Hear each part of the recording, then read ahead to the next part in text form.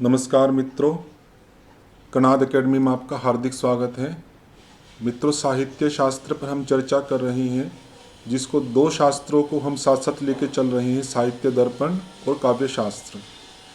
उनके कुछ पार्ट हमने देखे थे, जैसे काव्य प्रकाश के अनुसार काव्य के प्रयोजन क्या है।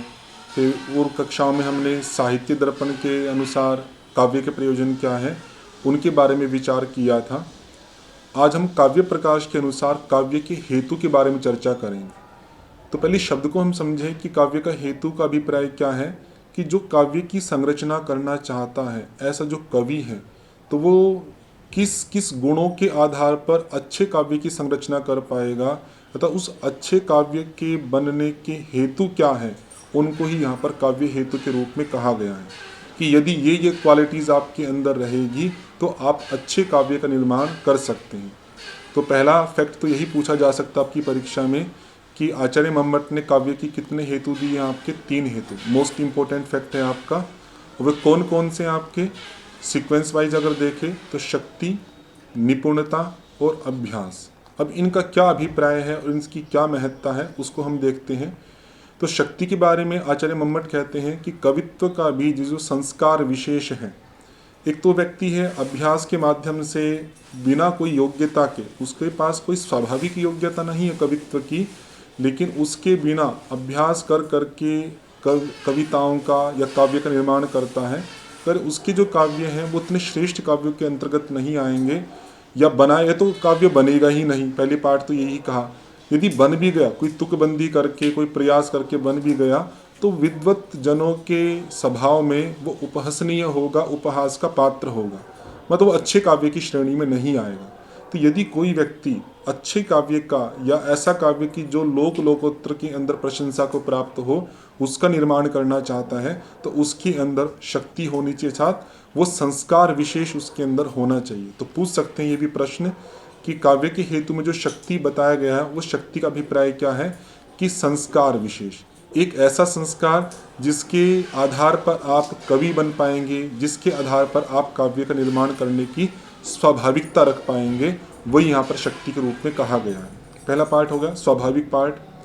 दूसरा है निपुणता। निपुणता में है शास्त्रों का ज्ञान। शास्त्र में लोक व्यवहार, जो लौकिक वस्तुओं में चाहे जड़ हो चाहे चेतन हो, जड़ वस्तुओं में अलग अलग प्रकार के नदी हैं, पर्वत हैं, आदि हैं। तो सृष्टि के अंदर जो भी प्रमुख प्रमुख आपकी स्थलाकृतियाँ हैं, उन सब का आपको ज्ञान होना चाहिए, जड़ ज्ञान होना चाहिए।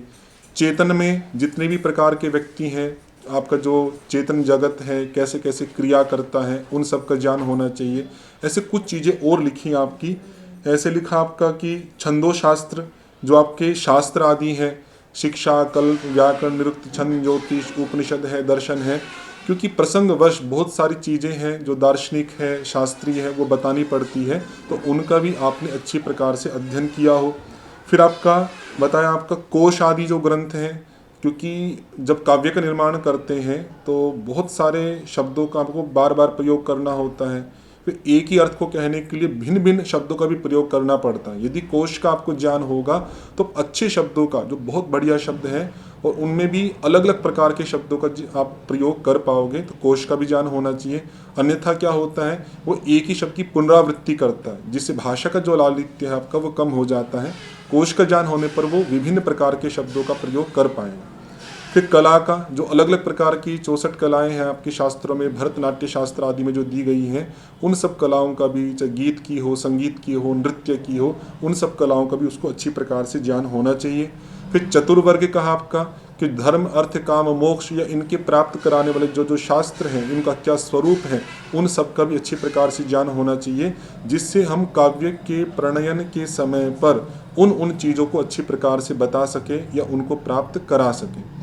उसके बाद आपका है कि जो अलग अलग प्रकार के पशु हैं, घोड़े हैं, हाथी हैं, उनकी क्या क्या प्रजातियां होती हैं, क्या क्या क्रियाएं होती हैं, उन सब के बारे में अच्छे से ज्ञान होना चाहिए।